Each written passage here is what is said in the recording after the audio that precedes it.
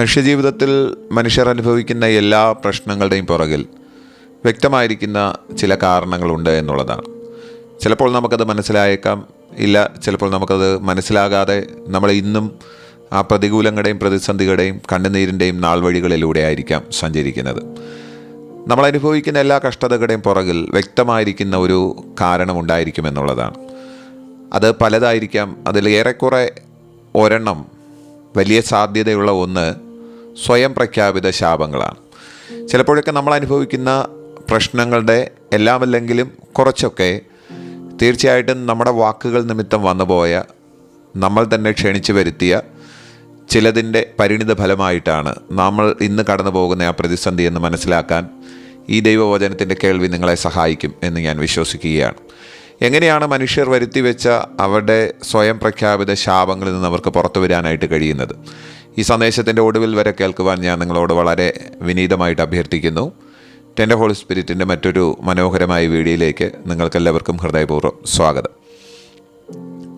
നാം ഇന്ന് അനുഭവിക്കുന്ന എല്ലാ പ്രശ്നങ്ങളുടെയും അല്ലെങ്കിൽ ഏറെക്കുറെ പ്രശ്നങ്ങളുടെയും ഒക്കെ കാരണം നാം തന്നെയാണ് എന്നുള്ളതാണ് ഈ സന്ദേശത്തിൻ്റെ തുടക്കത്തിൽ പറയാനായിട്ട് ഞാൻ ശ്രമിക്കുന്നത്. മനുഷ്യൻ്റെ വാക്കുകൾ വളരെ പ്രധാനപ്പെട്ടതാണ്. ദൈവം നമ്മുടെ നാവിനെ സൃഷ്ടിച്ചിരിക്കുമ്പോൾ ദൈവം നമുക്ക് നൽകിയിരിക്കുന്ന വാക്കുകൾ അത് തീർച്ചയായിട്ടും അളന്നു തൂക്കി കൃത്യതയുള്ളതായിരിക്കണമെന്നുള്ളത് ദൈവവചനം തന്നെ നമ്മളോട് പറയുന്ന ഏറ്റവും വലിയ കാര്യമാണ്. മത്തായി സുവിശേഷം 12-ാമത്തെ അധ്യായം 36-37 വാക്യങ്ങളിൽ നമ്മുടെ വാഴ്ത്തപ്പെട്ട കർത്താവായ യേശുക്രിസ്തു അവിടുന്ന് പരിശുദ്ധ ശുശ്രൂഷയിൽ പറയുന്ന പ്രധാനപ്പെട്ട 2 വാചകങ്ങൾ വളരെ പ്രധാനപ്പെട്ടതാണ് ഈ സന്ദേശവുമായി ബന്ധപ്പെട്ട്. എന്നാൽ മനുഷ്യർ പറയുന്ന ഏത് നിസ്സാര വാക്കിനും ന്യായവിധി ദിവസത്തിൽ കണക്ക് ബോധിപ്പിക്കേണ്ടി വരും. 37-ാമത്തെ വാക്യം, നിങ്ങളുടെ വാക്കുകളാൽ നീതീകരിക്കപ്പെടുകയും നിങ്ങളുടെ വാക്കുകളാൽ കുറ്റം വിധിക്കപ്പെടുകയും ചെയ്യും. യേശു പറയുന്ന ആ വാക്ക് കണ്ടോ, നിങ്ങളുടെ വാക്കുകളാൽ നിങ്ങൾ നീതീകരിക്കപ്പെടുകയും നിങ്ങളുടെ വാക്കുകളാൽ നിങ്ങൾ കുറ്റം വിധിക്കപ്പെടുകയും ചെയ്യും.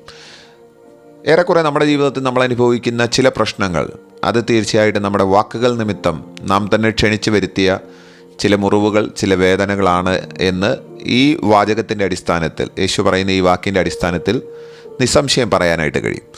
സദൃശവാക്യം 6-ാമത്തെ അധ്യായം 2-ാമത്തെ വാക്യത്തിൽ ജ്ഞാനികളിൽ ജ്ഞാനിയായ ശലോമോൻ പറയുന്ന ഒരു സ്റ്റേറ്റ്മെൻറ്റ് ഇതിനോട് വച്ച് ചേർത്ത് ചിന്തിക്കേണ്ടുന്നതാണ്. വാക്യം ഇങ്ങനെയാണ്: നിൻ്റെ വായിലെ വാക്കുകളാൽ നീ കുടുങ്ങിപ്പോയി, നിൻ്റെ വായിലെ മൊഴികളാൽ നീ പിടിക്കപ്പെട്ടിരിക്കുന്നു.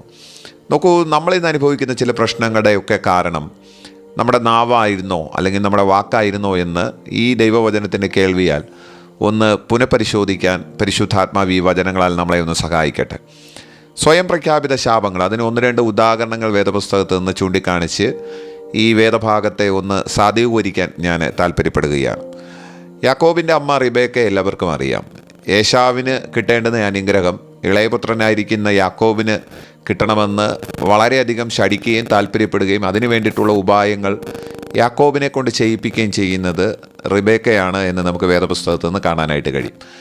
യാക്കോബ് തിരിച്ച് റിബേക്കയോട് പറയുന്ന ഒരു കാര്യമുണ്ട്: ഞാൻ ഏശാവിനെ പോലെ ശരീരത്തിൽ രോമമുള്ളവനല്ല. അപ്പൻ തപ്പി നോക്കി ഞാൻ കുറ്റക്കാരനാണെന്ന് കണ്ടെത്തിയാൽ, അല്ലെങ്കിൽ ഞാൻ അദ്ദേഹത്തെ ചതിക്കുകയാണെന്ന് മനസ്സിലാക്കി കഴിഞ്ഞാൽ എനിക്ക് അനുഗ്രഹമല്ല, മറിച്ച് അദ്ദേഹം എൻ്റെ മേൽ ശാപത്തെ പകരും എന്ന് റിബേക്കയോട് ആ കാര്യം ചെയ്യുന്നതിന് മുമ്പ് യാക്കോബ് പറയുകയാണ്.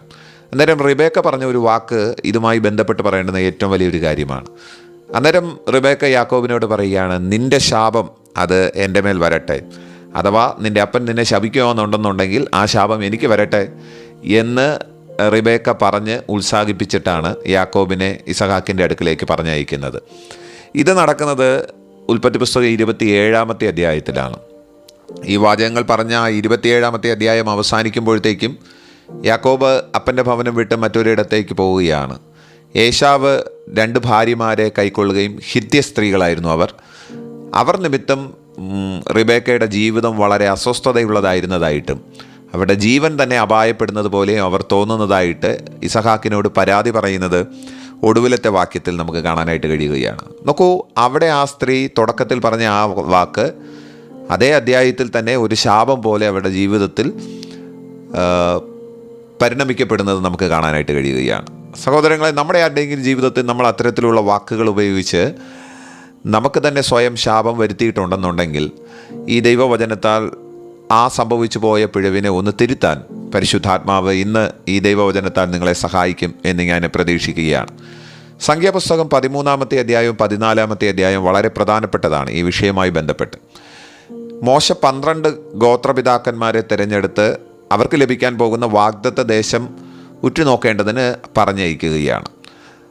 ആ പോയവരെല്ലാവരും തിരിച്ചു വന്ന് ദേശത്തെക്കുറിച്ച് നല്ല അഭിപ്രായമാണ് പറയുന്നത്. ദേശം നല്ലതാണ്, ദൈവം പറഞ്ഞതുപോലെ തന്നെയാണ്, പാലും തേനും ഒഴുകുന്നതാണ്. പക്ഷേ ദൈവം പറയാത്ത മറ്റൊരു കാര്യം, ഈ ദേശം ഉറ്റുനോക്കാൻ പോയ ആൾക്കാർ അതിൽ 10 പേർ തിരിച്ചു പറയുകയാണ്, ദേശമൊക്കെ കൊള്ളാം, പക്ഷേങ്കിൽ നമുക്കത് കിട്ടാൻ പോകുന്നില്ല. കാര്യം അവിടെ അനാക്യ മല്ലന്മാരുണ്ട്. അവിടെ ഞങ്ങൾ മല്ലന്മാരെ കാണുകയാണ്, വില്ലാളികളെ കാണുകയാണ്. അവരുടെ മുമ്പിൽ ഞങ്ങൾ ഒന്നുമില്ലാത്തവരും കേവലം വെട്ടുക്കിളികളെ പോലും തോന്നുന്നു എന്ന് ഈ കടന്നുപോയി ദേശം ഉറ്റുനോക്കി വന്ന 10 പേർ അഭിപ്രായം പറയുകയാണ്. എന്നാൽ അതിൽ 2 പേർ യോശുവയും കാലേബും മാത്രം മറ്റൊരു അഭിപ്രായം പറയുകയാണ്. ദേശം നല്ലത് തന്നെയാണ്, ദൈവം ഞങ്ങളിൽ പ്രസാദിക്കുന്നുവെങ്കിൽ നാം ആ ദേശം അവകാശമാക്കും, ദൈവം അവരെ നമ്മുടെ പല്ലിനിരയാക്കി തന്നിരിക്കുന്നു എന്നൊക്കെ പറഞ്ഞ് ദൈവസഭയെ അല്ലെങ്കിൽ ആ ഇസ്രായേലിയ സമൂഹത്തെ ഉത്തേജിപ്പിക്കുന്നതായിട്ടാണ് നമുക്ക് കാണാനായിട്ട് കഴിയുന്നത്.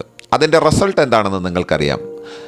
ദേശം ദൈവം നമുക്ക് നൽകിത്തരും, നാം അതിനെ അവകാശമാക്കുമെന്ന് പറഞ്ഞ ആ 2 പേർ ഒഴികെ ദേശം നല്ലതാണെന്നും നമുക്കത് അവകാശമാക്കാൻ കഴിയത്തില്ല എന്ന് പറഞ്ഞ് ജനത്തിൻ്റെ ഹൃദയത്തെ ഉരുക്കിക്കളഞ്ഞ ആ 10 പേർ, അവർ ആ വാഗ്ദത്ത ഭൂമിയിലേക്ക് പ്രവേശിച്ചില്ല. നല്ലതാണെന്നും ദൈവം ഞങ്ങൾക്കത് അവകാശമായി തരുമെന്ന് പറഞ്ഞ യോശുവയും കാലേബും മാത്രമാണ് ആ വാഗ്ദത്ത ഭൂമിയിലേക്ക് പ്രവേശിക്കുന്നത്. നോക്കൂ, നമ്മുടെ വാക്കുകൾ, നാം പറയുന്ന വാചകങ്ങൾ വളരെ പ്രധാനപ്പെട്ടതാണ്. ആ വാക്കുകൾ നിമിത്തം നമുക്ക് ദൈവിക അനുഗ്രഹത്തെയും ശാപത്തെയും വിളിച്ചു വരുത്താൻ കഴിയുമെന്നുള്ളതാണ്. ഈ 10 പേർ അതിന് ഏറ്റവും മെച്ചപ്പെട്ട ഉദാഹരണമാണ് എന്നുള്ളത് ഈ ചിന്തകളുമായി അനുബന്ധമായിട്ട് പറയാൻ കഴിയുന്ന ഏറ്റവും വലിയൊരു ഉദാഹരണമാണ്. മറ്റൊരു ഉദാഹരണം കൂടി പറഞ്ഞ് ഞാൻ ഈ സന്ദേശത്തെ പര്യവസാനിപ്പിക്കുവാനായിട്ട് ആഗ്രഹിക്കുകയാണ്. നമ്മുടെ വാഴ്ത്തപ്പെട്ട കർത്താവായ യേശു ക്രിസ്തുവിൻ്റെ ക്രൂശീകരണം നടക്കുകയാണ്. 5 കോടതികളിൽ 6 തവണ മാറി മാറി വിസ്തരിച്ചിട്ടും കുറ്റമൊന്നും കാണാതിരുന്ന യേശുവിൽ ഒടുവിൽ പീലാത്തോസ് പറയുകയാണ്, ഇവനെ വെറുതെ വിടയക്കാൻ എനിക്ക് താല്പര്യം തോന്നുന്നു എന്നൊക്കെ പറയുകയാണ്. പക്ഷേ ആൾക്കാർ അദ്ദേഹത്തെ ക്രൂശീകരിക്കുന്നതിന് വേണ്ടിയിട്ട് നിലവിളിക്കുകയാണ്. എന്നിട്ട് അവർ പറയുന്ന ഏറ്റവും വലിയൊരു സ്റ്റേറ്റ്മെൻ്റ് ഉണ്ട് അവിടെ. മത്തായി സുവിശേഷത്തിലാണ് നമ്മളത് വായിക്കുന്നത്, 27-ാമത്തെ അധ്യായത്തിൽ. അവൻ്റെ രക്തം ഞങ്ങളുടെ മേലും ഞങ്ങളുടെ മക്കളുടെ മേലും വരട്ടെ എന്ന് അവർ തന്നെ സ്വയം പ്രഖ്യാപിക്കുന്ന ഒരു ശാപം നമുക്കവിടെ കാണാനായിട്ട് കഴിയുകയാണ്. വാസ്തവത്തിൽ യേശു ക്രിസ്തുവിൻ്റെ മരണം പാപത്തിൻ്റെ വിമോചനത്തിന് വേണ്ടിയിട്ടാണ്, ശാപത്ത് നിന്ന് പുറത്തു വരാൻ വേണ്ടിയിട്ടാണ്. പക്ഷേ അതേ മരണത്താൽ ഒരു കൂട്ടം പേർ ശാപഗ്രസ്തരായി തീരുന്നതാണ് നമുക്ക് കാണാനായിട്ട് കഴിയുക. അവർ മിണ്ടാതെ നിന്നിരുന്നെങ്കിൽ ഒരു പ്രശ്നവും വരത്തില്ലായിരുന്നു. പക്ഷേ അവരുറക്കെ നിലവിളിച്ച് പറയുകയാണ്, അവൻ്റെ രക്തം അത് ഞങ്ങളുടെ മേലും ഞങ്ങളുടെ തലമുറകളുടെ മേലും വരട്ടെ. ഇത് ഏറെക്കുറെ സംഭവിക്കുന്നത് AD 28 കൂടെ ആയിരിക്കണം എന്നുള്ളതാണ്. യേശുക്രിസ്തുവിൻ്റെ ക്രൂശീകരണം നടക്കാൻ സാധ്യതയുള്ള ഒരു സമയം, കാലയളവ് അതാണ്. AD 70 തീത്തോസ് എന്ന് പറയുന്ന വലിയൊരു ചക്രവർത്തി സൈന്യസമേതം വന്ന് ഇസ്രായേലിനെ ഉപരോധിക്കുകയും അവിടെയുള്ള യഹൂദന്മാരെ മുഴുവനും അടിച്ച് പുറത്താക്കുകയും അവരുടെ ആലയത്തെ തീവച്ച് നശിപ്പിക്കുകയും ഒക്കെ ചെയ്ത് 200-ലധികം വരുന്ന രാഷ്ട്രങ്ങളിൽ യഹൂദന്മാർ ചിതറിപ്പോവുകയാണ്. അവരുടെ തലമുറകളെ അവർക്ക് അവിടെ നഷ്ടപ്പെടുകയാണ്. ഒരു രാജ്യം ചിന്നാഭിന്നമായി പോകുന്നതാണ് നമുക്ക് കാണാനായിട്ട് കഴിയുന്നത്. 1800-ലധികം വർഷങ്ങൾ സ്വന്തം രാജ്യമില്ലാതെ യഹൂദന്മാർ ലോകത്തിൻ്റെ പലയിടങ്ങളിൽ പ്രവേശിക്കുകയും പോയ എല്ലായിടങ്ങളിലും ഉപദ്രവം അനുഭവിക്കുകയും ചെയ്യുന്നത് നമുക്ക് കാണാനായിട്ട് കഴിയുകയാണ്. ഇതവരുടെ ജീവിതത്തിൽ സംഭവിക്കാനുള്ള ഏക കാരണമെന്ന് പറയുന്നത് അവർ തന്നെ വിളിച്ചു വരുത്തിയ സ്വയം പ്രഖ്യാപിതമായ ശാപമാണ്. അവൻ്റെ രക്തം ഞങ്ങളുടെ മേലും ഞങ്ങളുടെ തലമുറകളുടെ മേലും വരട്ടെ. അത് വാസ്തവത്തിൽ ഒരു വലിയ കാലയളവ് ആ ഒരു ന്യായവിധി അല്ലെങ്കിൽ ആ ശാപം ഇങ്ങനെ തുടരുന്നതായിട്ടാണ് നമുക്ക് കാണാനായിട്ട് കഴിയുന്നത്. സഹോദരങ്ങളെ, നമ്മളാരെങ്കിലും അങ്ങനെ ഒന്ന് നമ്മുടെ ജീവിതത്തിൽ വരുത്തി വെച്ചിട്ടുണ്ടെന്നുണ്ടെങ്കിൽ ഈ ദൈവവചനത്തിൻ്റെ കേൾവിയാൽ അതിൽ നിന്ന് പുറത്തു വരാൻ പരിശുദ്ധാത്മാവ് നമ്മളെ ഒന്ന് സഹായിക്കട്ടെ. എങ്ങനെയാണ് നമുക്ക് ഈ സ്വയം പ്രഖ്യാപിത ശാപങ്ങളിൽ നിന്ന് പുറത്തു വരാനായിട്ട് കഴിയുന്നത്? 3 പ്രധാനപ്പെട്ട കാര്യങ്ങൾ നമ്മൾ അതിൽ ചെയ്യേണ്ടതായിട്ടുണ്ട്. ഒന്ന്, മാനസാന്തരപ്പെടുക എന്നുള്ളതാണ്. നമുക്ക് സംഭവിച്ചു പോയ ആ പിഴവിനെ മനസ്സിലാക്കുക, ദൈവസന്നിധിയിൽ അത് ഏറ്റുപറയുക, അതിനെ ഉപേക്ഷിക്കുക എന്നുള്ളതാണ്. രണ്ടാമത്തേത്, നാം പറഞ്ഞ വാക്കുകളെ റദ്ദാക്കുക എന്നുള്ളതാണ്, ക്യാൻസൽ ചെയ്യുക എന്നുള്ളതാണ്. ഏതെങ്കിലും ഒരു സാഹചര്യത്തിൽ നാം സ്വയം പ്രഖ്യാപിത ശാപങ്ങൾ നടത്തിയിട്ടുണ്ടെങ്കിൽ ആ വാക്കുകളെ ക്യാൻസൽ ചെയ്യണം. യേശുവിൻ നാമത്തിൽ ഞാനതിനെ ക്യാൻസൽ ചെയ്യുന്നു എന്ന് പറയുന്നതോടുകൂടി അത് റദ്ദാക്കപ്പെടുകയാണ്, റിവോക്ക് ചെയ്യപ്പെടുകയാണ്.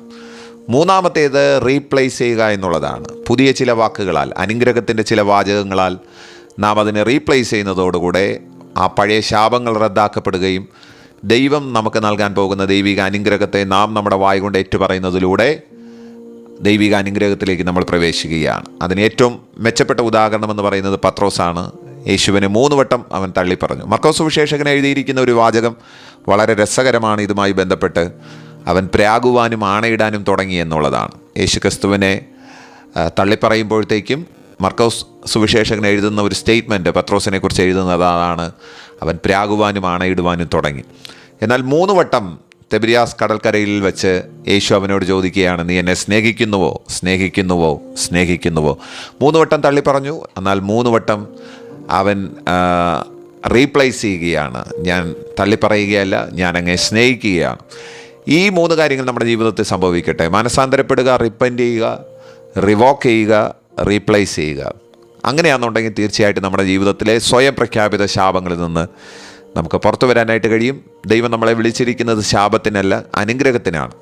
അതുകൊണ്ട് ആ ദൈവിക അനുഗ്രഹത്തിൽ തുടരാൻ പരിശുദ്ധാത്മാവ് നമ്മളെ ഒന്ന് സഹായിക്കട്ടെ. ഈ വചനങ്ങളാൽ കർത്താവ് നമ്മളെ അനുഗ്രഹിക്കട്ടെ. ആമേൻ.